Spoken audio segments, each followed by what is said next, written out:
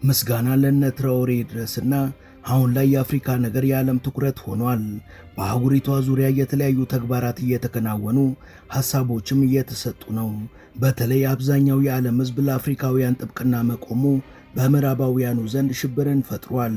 ባለፉት 2 ዓመታት ለታየው ለዚህ የሕዝብ ድጋፍ መልስ ምት በሚመስል መልኩም በምዕራባውያኑ ሀገራት ውስጥ የሚገኙ ተጽዕኖ ፈጣሪ ግለሰቦች ቃል በቃል አፍሪካን ዳግም ቀኝ መግዛትና ኮሎናይዝድ ማድረግ አለብን የሚሉ ሐሳቦችን በሚዲያዎች ላይ ማቅረብ ጀምረዋል። እሳት በሌለበት ጭስ አይታይም ነውና ብሂሉ እውን ይህ የምዕራባውያኑ ሐሳብ ምንድን ነው? Then it's time for us to put the imperial hat back on to say we're going to govern those countries if you're incapable of governing yourselves, because enough is enough. We're done being invaded. Because our own national security risk is it. Exactly.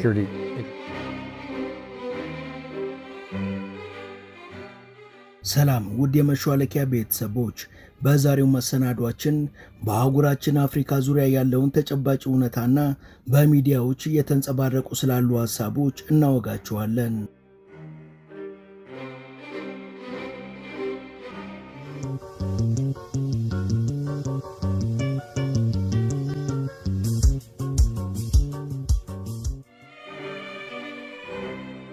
ምዕራባውያኑ በ1880ዎቹ በበርሊን ኮንፈረንስ አፍሪካን ሲቀራመቱ በወቅቱ ያወጡት የግዛቶች ካርታም የነዋሪዎችን ይዞታ ሳይቀር እንዳልነበር ያደረገ፣ አንድ የነበረ ማህበረሰብን በብሔርና በጎሳ በርካታ ስፍራ የከፈለና ህዝብን ከህዝብ የነጠለ ነበር። ይህ ደግሞ አፍሪካውያንን እርስ በርስ ለማባላትና ጠንካራ ተገዳዳሪ እንዳይኖርባቸው ለማድረግ ያቀዱትን ውጥን በቀላሉ አሳክቶላቸዋል።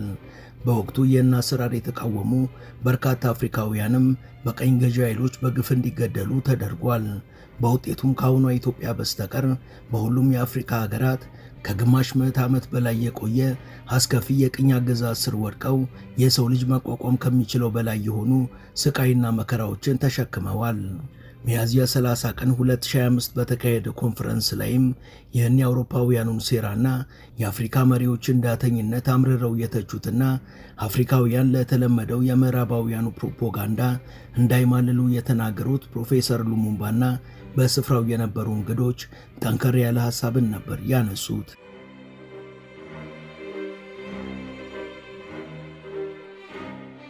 የሕግ ባለሙያ የሆኑት ኬንያዊው ሉሙምባ በኮንፈረንሱ ላይ ምዕራባውያን የእኛን ጠንካራ መንግስታት ለማድቀቅ የማይፈነቅሉት ድንጋይ ስለሌለ መንቃትና ነገሮችን መረዳት አለብን ብለዋል። You can see what they are trying to do to eliminate my good friend Ibrahim Traore. Survived many assassination attempts. But when you are doing good, they'll take you out. አፍሪካውያን የአውሮፓውያን መንግስታዊ ስርዓት ከተከተሉ እድገት ብሎ ነገር አይታሰብም። አሁን በሶማሊያ፣ በሱዳን፣ በኮንጎ የሚታየው ይሄ ነው። በሳህል ቀጠና ከቅርብ ዓመታት በፊት ለተከሰተው የመፈንቅለ መንግስት አስገዳጅ የነበረው ሁኔታ ይኸው ነው። አንድን ችግር ለመፍታት ተመሳሳይ ዘዴ በመጠቀም የትም አይደረስም። አሁን ጊዜው የፍርሃት አይደለም። አለበለዚያ ትውልድ ይጠይቃቸዋል። የምታምኑበትን በድፍረት አድርጋችሁ የሚመጣውን መቀበል ተገቢ ነው። ትራኦሬ ላይ ተደጋጋሚ የግድያ ሙከራ ተደርጎበት ነበር። ለምን? የአፍሪካ ጠላቶች አንድ መሪ መልካም እየሰራ ከሆነ ሊያስወግዱት ይፈልጋሉ። በሳህል ኮንፌዴሬሽን እየታየ ያለውን ለውጥ በዲሞክራሲያዊ መንገድ ተመረጡ የተባሉት ሲያደርጉት አላየንም። እነዚህን ህዝብ የሚወዳቸው መሪዎች ለማስወገድ ምክንያታቸው ዲሞክራሲ የሚለው የተለመደው ጭንብላቸው ነው። አፍሪካ ላይ ዲሞክራሲ እያሉ የሚያቀረሹትን ሳውዲ አረቢያ ላይና ኳታር ላይ አንስተውት አያውቁም። ስለዚህ አምናችሁ አትስሟቸው። ትራኦሬ ላይም ተደጋጋሚ ውንጀላና የመግደል ዛቻ ሲሰነዘር የአፍሪካ ህብረትና መሪዎች ዝምታን ለምን መረጡ? ምክንያቱም እኚህ የአህጉሪቱ መሪዎች ነገሮችን የሚፈጽሙት ለዜጎቻቸውና ለሀገራቸው ሳይሆን ጌቶቻቸው የሆኑት ለነሱ ነው። ይህ ግን በፍጹም ሊቀጥል አይገባምና ህዝቡ ለራሱ ሲል ያስብ።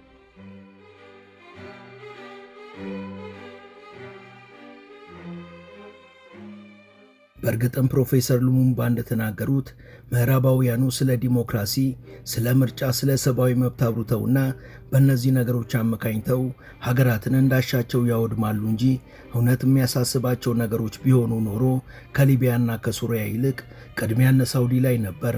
በሊቢያ ያደረጉትን ማድረግ የነበረባቸው።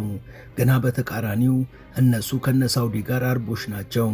በነገራችን ላይ ሙአመር ጋዳፊ ሴቶችን ያከበረበትና ያበቃበትን መጠን እነሱ ራሱ መቼም አድርገውት አያውቁም። እሱ ከሴቶች ጋር በተያያዘ የሰራቸው ተጨባጭ ተግባሮችም እነሱ መቼ መፈጸም የሚችሏቸው አይደሉም። ከሰብአዊ መብትም ሆነ ከፍትሃዊነት እንዲሁም ደግሞ ከሴቶች እኩልነት አንጻር በጋዳፊ ልክ ፐርፌክት የነበረ መሪ የለም። እነሱ ዛሬም በፓናል ውይይቶችና በየሀገራቱ በሰገሰጓቸው የኤንጂኦዎች ውስጥ የሴቶች እኩልነት እያሉ ያላዝናሉ። እሱ ግን ገና በ1970ዎቹና 80ዎች ውስጥ ነበር ሙሉ ለሙሉ በሴቶች የሚመረት የቴሌቪዥን ኩባንያን ጨምሮ ካለቃ እስከ ምንዝር በሴቶች ብቻ የተለያዩ ነገሮችን የሚያመርቱ በርካታ ግዙፍ ካምፓኒዎችን ያቋቋመው። ከዛም አልፎ በእነዚህ ምርቶች በዓለም ገበያ ላይ ተወዳዳሪ የነበረው። We weren't entirely sure why we were taken there. But like any other electronics assembly plant around the world, women's nimble fingers were doing the work. የሱ ግስጋሴ ሲያሰጋቸው ግን ሰብአዊ መብትና የሴቶች እኩልነት የሚባሉ ጭምብሎቻቸውን አጥልቀው ሀገሪቷን ዶግ አመድ አደረጉ። ያን የመሰለው ስልጡን ህዝቧም ሌት ተቀን በጥይቶች ሩምታና በፈንጂዎች ፍንዳታ መሃል ተሳቆ እንዲኖር አደረጉ።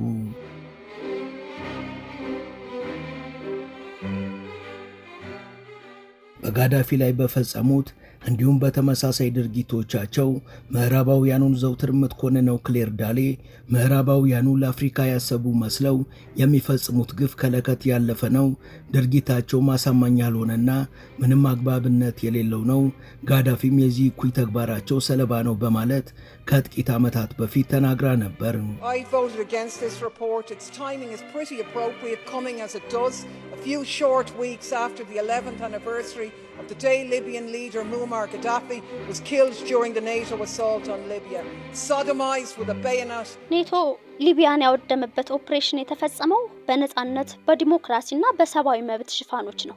እነዚህ ቃላት ዩክሬንንም ወደ ፕሮክሲ ጦርነት ውስጥ ሲያስገቧት ምክንያቶች ያሏቸው እነዚሁ ነጻነት፣ ዲሞክራሲና ሰብአዊ መብት የሚባሉ ጭምብሎችን ተጠቅመው ነው። እስከዛሬ ኔቶ በእነዚህ ቃላት አመካኝቶ ቦምብ ካዘነበ በኋላ ግን እነዚህን የሰበብ ቃላቶች እውን ሊሆኑና ሊረጋገጡ ቀርቶ በተቃራኒው ሽብሮች፣ መንግስት አልባነቶች፣ ግድያዎች፣ አስገድዶ መድፈሮች፣ ደህንነትና ረሃብ እንዲሁም እልቂት ነው በየሀገራቱ የተከሰተው። በአሁኑ ሰዓት ሊቢያ ውስጥ በየቀኑ ግጭት አለ። ኢኮኖሚያውም ተንኮታክቷል። ቀድሞ ከአፍሪካ ህዝቦች ሁሉ ሀብታም የነበረው ህዝቧ አሁን ላይ በስጋትና በድህነት አረንቋ ውስጥ ተዘፍቋል። የሚያሳፍረው ግን ጠንካራ መሪ የነበራትን ሀብታም ሀገር እንዲህ አድርገው ካፈራረሷት በኋላ ዞር ብለው አፍሪካውያን ሀገር መምራት አይችሉም ይላሉ።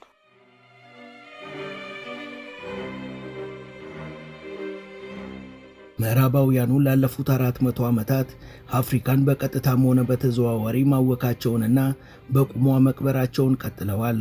የአፍሪካ ሀገራት በተለይ ደግሞ በ1960ዎቹ ነፃነታቸው በወረቀት ደረጃ ከተሰጣቸው በኋላ ነፃነታችንን አገኘን ይበሉ እንጂ በምዕራባውያኑ በእጃዙር መገዛታቸው ቀጥሏል። ጠንካራ መሪ ሲመጣና ሀገሩን ማሳደግ ሲጀምርም እንደነ ሞቡቱና ብሌስ ኮምፓወሪ አይነት ተላላኪዎቻቸውን ተጠቅመው መሪዎችን ያስወግዳሉ፣ ሀገራቱንም መቀመቅ ውስጥ ይዘፍቃሉ። በነገራችን ላይ የኒዮ ኮሎኒያሊዝም የሚባለው የእጃዙር ቀኝ ግዛት ከቀድሞውና ቀጥታ ይደረግ ከነበረው የኮሎኒያሊዝም ዘመን በባሰ መልኩ አፍሪካውያንን ከባህላቸው፣ ከራሳቸው፣ ከቋንቋቸው፣ ከመርሆቻቸውና ካስተሳሰባቸው እንዳራቃቸው ኳሚ ንክሩማን ጨምሮ በርካታ ምሁራን በተደጋጋሚ ሲናገሩ ይደመጣል። በእርግጥም አሁን ላይ እኛ አፍሪካውያን ከዚህ አንጻር የቱ ጋር ነን ብለን ብንጠይቅ እነ ንክሩማ የተናገሩት ትክክል መሆኑ ይገባናል።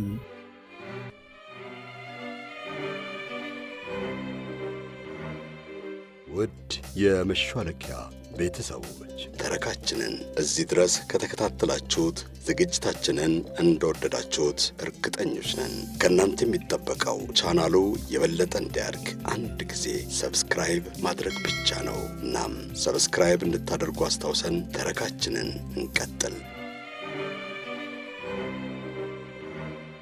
በዚህ ዙሪያ በቅርቡ ሐሳባቸውን የገለጹት ማስተር ታዎ የተባሉ የታሪክ አዋቂ እኛ ቋንቋችንን ሳይቀር ተሰርቀናል፣ ይህ ደግሞ ብዙ ዋጋ አስከፍሎናል ብለዋል። Remember Kwame Nkrumah said neo-colonialism, which is new colonialism.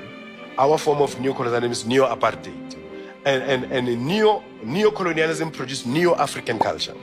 Neo-African culture is this one that me and you are sitting here talking about Africa in English. ኳሚ ንክሩማ በአንድ ወቅት አሁን የተንሰራፈው ኒዮ ኮሎኒያሊዝም ባጭሩ ኒዮ አፓርታይድ ነው ብሎት ነበር። የኮሎኒያሊዝም ደግሞ ኒዮ የአፍሪካ ባህልን ፈጥሯል። ይህ ማለት ለምሳሌ እናንተ አፍሪካዊ ሆነን ስለ አፍሪካ ጉዳይ በእንግሊዘኛ ቋንቋ እናወራለን። በነሱ ቋንቋ የአንድ ባህል በር ነው። የህዝቦችን ሐሳብ፣ ባህል፣ መርህና ዘይቤ የያዘውና በዋናነት የሚያንጸባርቀው ቋንቋ ነው። እኛ በራሳችን ቋንቋ ብንነጋገር ኖሮ ብዙ ነገሮቻችን የተለዩ ይሆኑ ነበር። አሁን ግን ግሎባላይዜሽን የሚባል ነገር ስላለ ብለን እንግሊዘኛ ቋንቋ እንጠቀማለን። አንተ ቅኝ ከተገዛህ የነሱን ቋንቋ ትለምዳለህ። በእጅ አዙር መግዛት ሲጀምሩ ደግሞ ከመልመድ አልፈ የነሱን ቋንቋ ዋናው ቋንቋ ታደርገዋለህ። ይህ ደግሞ እኛነታችን የሚያሳጣንና የነሱ መጠቀሚያ እንድንሆን የሚያደርገን ነው።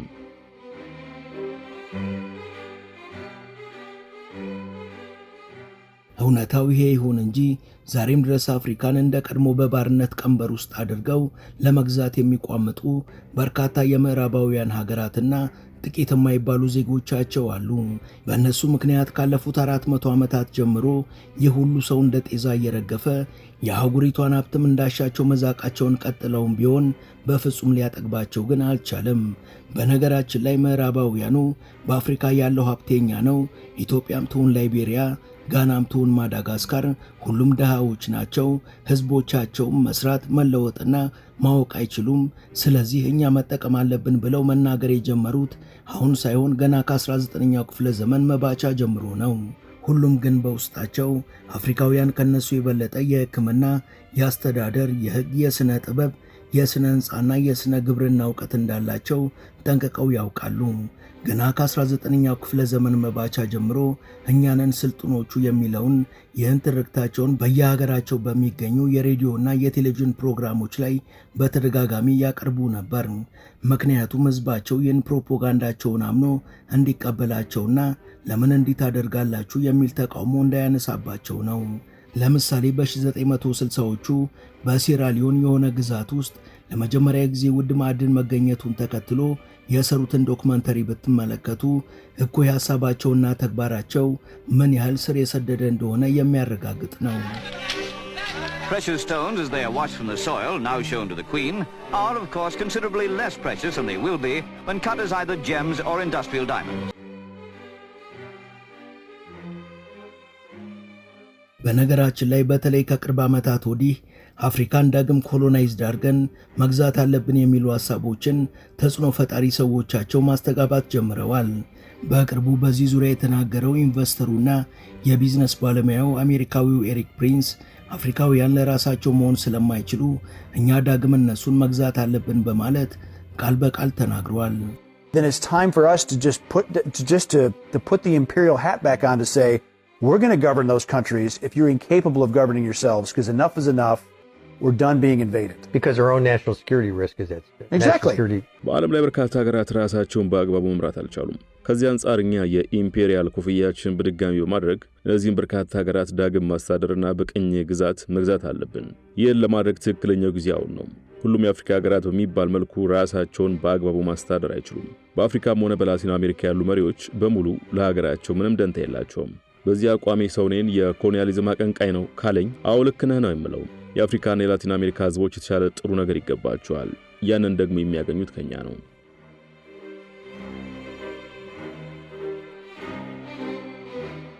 በፖለቲካ ዕውቀታቸውና በዳበረ አስተሳሰባቸው የሚታወቁት እንዲሁም ዘውትር እውነታውን በመናገር ከበሬታን ያተረፉት አሜሪካዊው ምሁር ጄፍሪ ሳችም በዚህ ዙሪያ ተጠይቀው ነበር።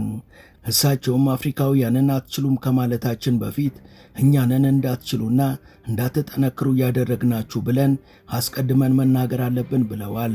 What's wrong with your country? Well, we don't even start by saying the King of Belgium created a slave colony for 30 years. The government of Belgium ran the slave colony for another 40 years. The CIA assassinated your first popular leader, Mr. Lumumba. እኛ ሁሌም አፍሪካውያንን እናንተ ግን ችግራችሁ ምንድነው? የሀገራችሁስ ችግር ምንድነው? ለምንድነው ሀገራችሁን በአግባቡ መምራት ያቃታችሁ? እያለን አፍሪካውያንን እንጠይቃለን። አይችሉም ብለንም እናወራለን። ነገር ግን የቤልጂየም ንጉስ ከዛም የሀገሪቷ ንጉስ ለ70 ዓመት የባሪያ ግዛት አቋቁመው ነበር ብለን አስቀድመን አናወራም። በአፍሪካ ሀገራቸውን መለወጥ የቻሉ ጠንካራ መሪዎች መጡ ቁጥር እንዲገደሉ እናደርጋለን። ሲያይ ሉሙምባን የገደለው ለዛ ነው ብለን አስቀድመን አንናገርም። እነዚህና መሰል መሰረታዊ ነገሮችን አስቀድመን ሳናወራ ነው እነሱን ሀገር መምራት አትችሉም፣ ዕውቀት የላችሁም የምንላቸው። ጠንካራ መሪዎቻችሁን ገድለን ወይም በግዞት አሰድደን በመትካቸው አምባገነኖችና ለሀገር ግድ የለሾች እናነግሳለን።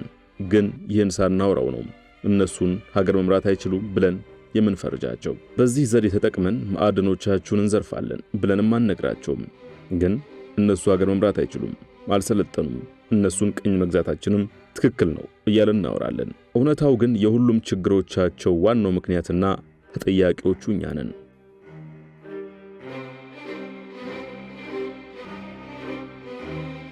ውድ የቻናላችን ቤተሰቦች ለዛሬ ያሰናዳንላችሁ ይህን ይመስል ነበር። እስከ ዝግጅታችን ፍጻሜ አብራችሁን ስለቆያችሁ ከልብ እናመሰግናለን። በቀጣይ ቢሰሩ የምትሏቸውን ርዕሰ ጉዳዮች ብትጠቁሙን ደስ ብሎን እንቀበላለን። ቻናላችንን ሰብስክራይብ እና ላይክ ማድረግ አትርሱ እያለን ለዛሬ በዚሁ ተሰናበትን። መልካም ጊዜ።